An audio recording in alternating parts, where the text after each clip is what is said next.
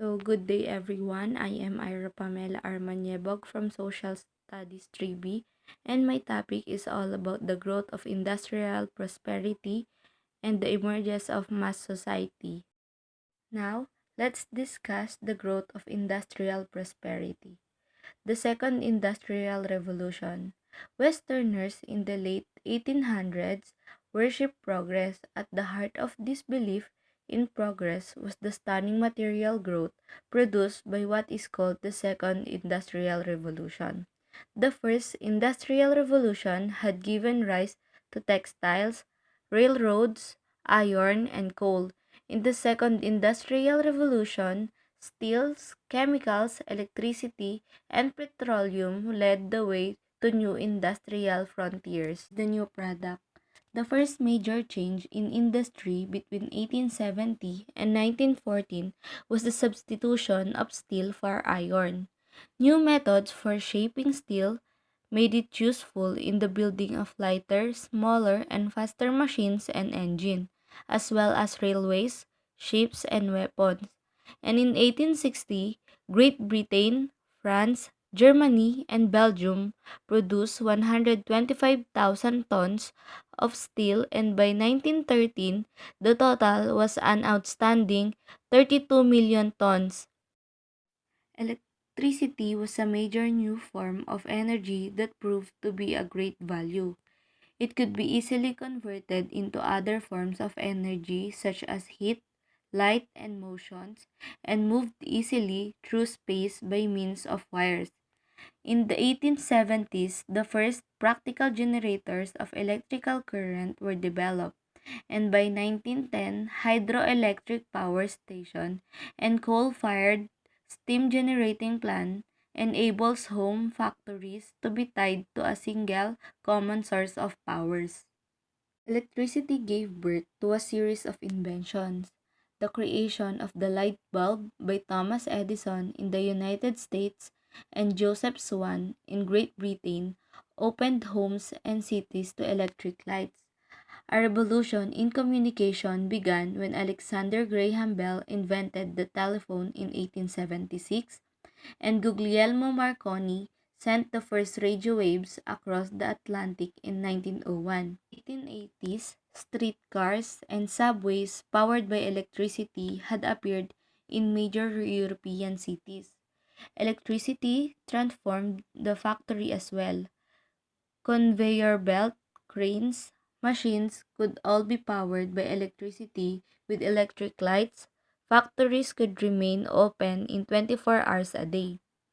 Next is the development of the internal combustion engine, fired by oil and gasoline, provided a new source of power in transportation. This engine gave rise to ocean liner with oil-fired engine, as well as the airplane and automobile.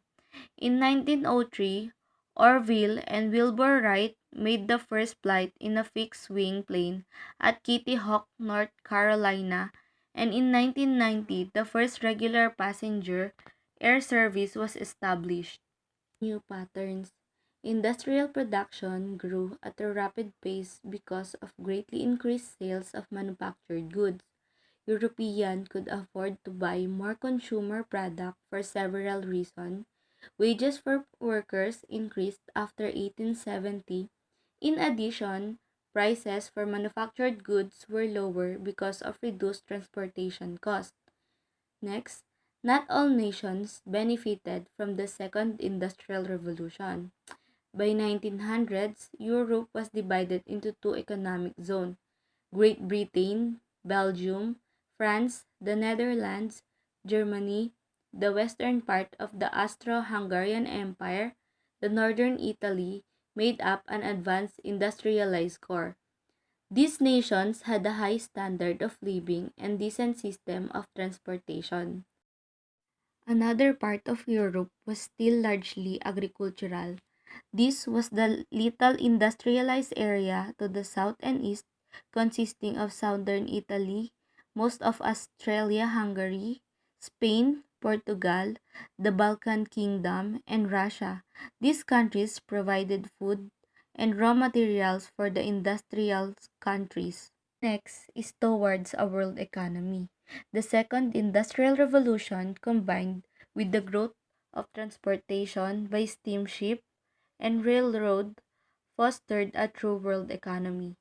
By 1900s, Europeans were receiving beef and wool from Argentina and Australia, coffee from Brazil, iron ore from Algeria, and sugar from Java. Next, European capital was also invented abroad to develop railways, mines, electrical power plants, and banks. Of course, foreign countries also provided markets for the manufactured goods of Europe with its capital, industries, and military might. Europe dominated the world economy by the beginning of the 20th century. Organizing the working classes. The desire to improve their working and living condition led many industrial workers to form socialist political parties and socialist trade unions. This organization emerged after 1870, but the theory on which they were based had been developed earlier by Karl Marx. Next is Marx theory. In 1848, the Communist Manifesto was published. It was written by two German, Karl Marx and Friedrich Engels, who were appalled at the horrible condition in factories. They blamed the system of industrial capitalism for these conditions. Their solution was a new social system. One form of Marxist socialism was eventually called communism. Next, Marx believed that all of world history was a history of class struggles. According to Marx, oppressor and oppressed have stood in constant opposition to one another throughout history. One group of people, the oppressors, owned the means of production and thus had the power to control government and society. Indeed, government itself was an instrument of this ruling class. The other group, which depended on the owner of the means of production, were the oppressed. Next is the bourgeoisie and proletariat, wherein bourgeoisie is the middle class, were the oppressor, and the proletariat were the working class, and they were the oppressed. Marx predicted that the struggle between the two groups would finally lead to an open revolution where the proletariat would violently overthrow the bourgeoisie. After their victory, the proletariat would form a dictatorship to organize the means of production. However, since the proletariat victory would essentially abolish the economic differences that create separate social classes, Marx believed that the final revolution would ultimately produce a classless society. Socialist parties also emerged in the other European states. In 1889, leaders of the various socialist parties joined together and formed the Second International, an association of national socialist groups that would fight against the capital worldwide. These parties were divided over their goals. Pure Marxists thought that capitalism would be overthrown in a violent revolution. Other Marxists, called revisionists, rejected the revolutionary approach and argued that workers must continue to organize in mass political parties and even work with other parties to gain reform. As workers received the right to vote, they could push for laws to benefit their lives of workers, including women and children. Next is socialist parties. In time, working class leaders formed socialist parties based on Marx's ideas. Most important was the German Social Democratic Party, or the SPD, which emerged in 1875. Under the direction of its Marxist leader, the SPD advocated revolution while organizing itself into a mass political party that competed in election for the German parliament. Once in the parliament, SPD delegates worked to pass laws that would improve conditions for the working class. Despite its government effort to destroy it, German Social Democratic Party grew when it received 4 million votes in the 1912 election. it became the large single party in Germany. Next is the trade union. Another force for workers' rights was the trade or labor union. In Great Britain, union won the right to strike in the 1870s, wherein a strike is a work stoppage called by member of a union to pressure an employer into meeting their demands. Labor union used strike to raise wage, better working condition, and gain the right of collective bargaining, and by the 1914, there were almost 4 million workers in British trade union. Trade union in the rest of the Europe had varying degree of success in improving both the living and the working condition of the working class. Next is the emergence of mass society. The second industrial revolution resulted in an increased urban population, a growing working class, and an increased awareness of women's rights. Next is the new urban environment. By the end of the 19th century, the new industrial world had led to the emergence of a mass society in which the concern of the majority of the population, the lower classes, were central. More and more people lived in cities. In the early 1850s, urban dwellers made up about 40% of the English population, 15% of the French, 10% of the population in Prussia, and 5% in Russia.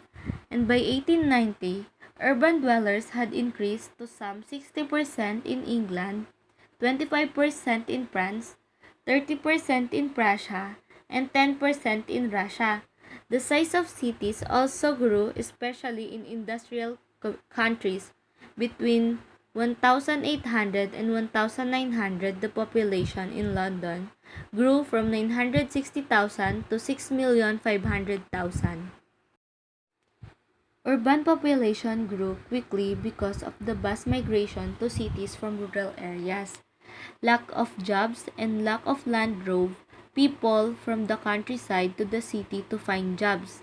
Later in the century, central urban areas were home to the working population, while the well-to-do often moved to large suburban homes. Cities also grew faster in the second half of the 19th century because of living conditions improved.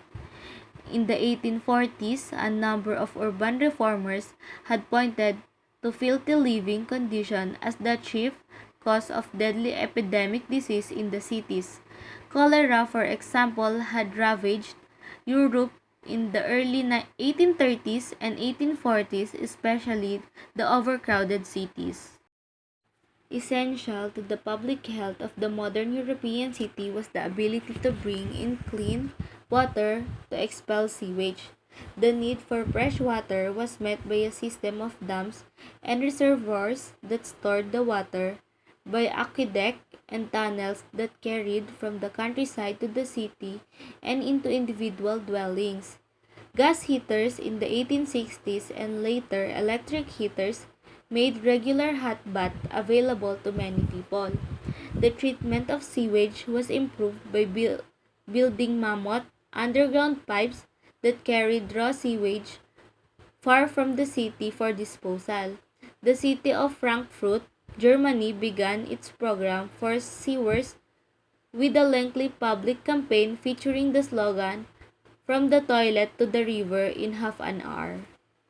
Next is the social structure of mass society. After 1871, most people enjoyed an improved standard of living. Even so, great poverty remained a part of Western society. Between the few who were rich and the many who were very poor existed several middle class groups. Next is the new elite. At the top of European society stood a wealthy elite. This group made up only 5% of the population but controlled between 30 and 40% of the wealth.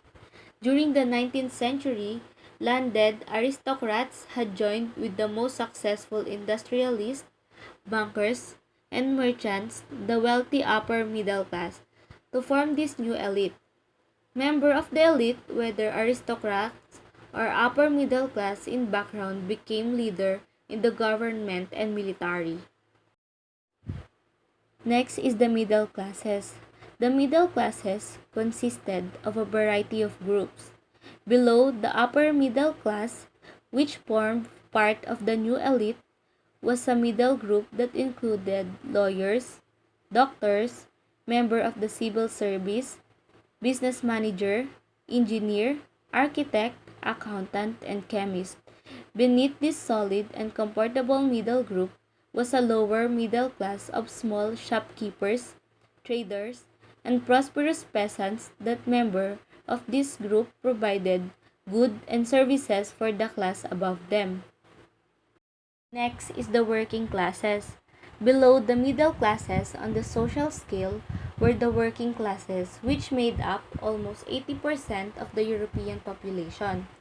Many of the members of these classes were landholding peasants, farm laborers, sharecroppers, especially in Eastern Europe. The urban working class consisted of many different groups, including skilled artisans and semi-skilled laborers. At the bottom of the urban working class were the unskilled laborers. They were the largest group of the workers and included day laborers and large number of domestic servants. One out of every seven employers persons in Great Britain in 1900 was a domestic servant. Next is the experiences of women. In 1800s, women were mainly defined by family and household roles. They remained legally inferior and economically dependent upon men. In the course of the 19th century, women struggled to change their status. Next is the new job opportunities. During much of the 19th century, working class groups maintained the belief that women should remain at home to bear and nurture children and should not be allowed in the industrial workforce. Working class men argued that keeping women out of the industrial work would ensure the moral and physical well-being of families. Throughout the 1800s, marriage remained the only honorable and available career for the most women. There was also one important change. The number of children born to the average woman began to decline, the most significant development in the modern family. The decline in the birth rate was tied to improved economic condition as well as increased use of birth control. In 1882, Europe's first birth control clinic was founded in Amsterdam. Between the 1890 and 1914, however, family patterns among the working class began to change. Higher paying jobs in heavy industry and improvements in the standard of living made it possible for working class families to depend on the income of husbands alone.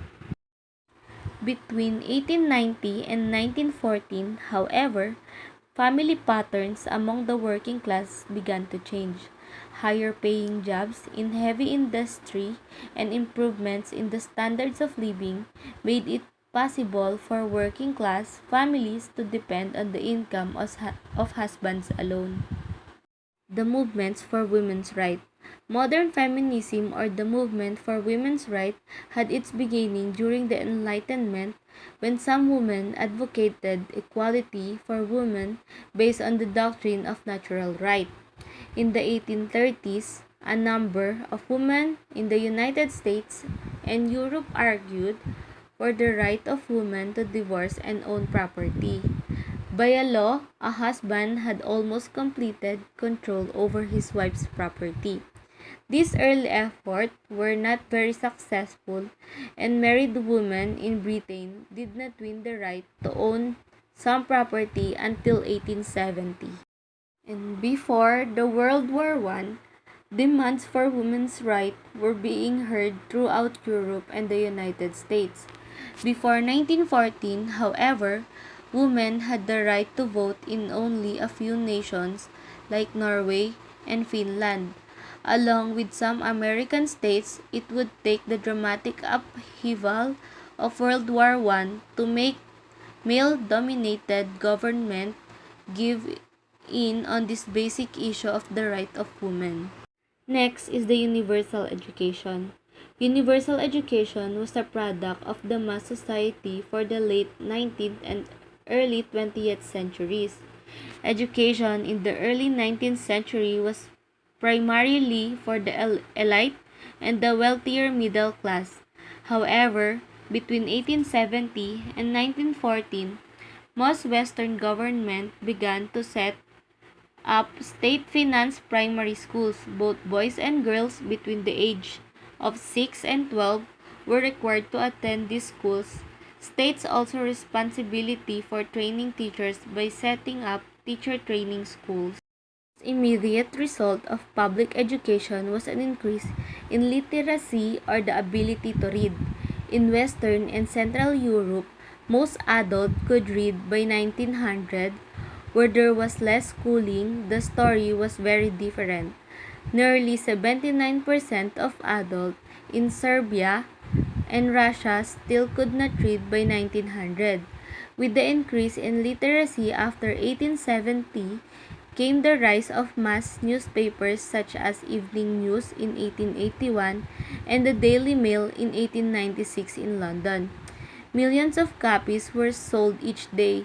These newspapers were all written in an easily understood style.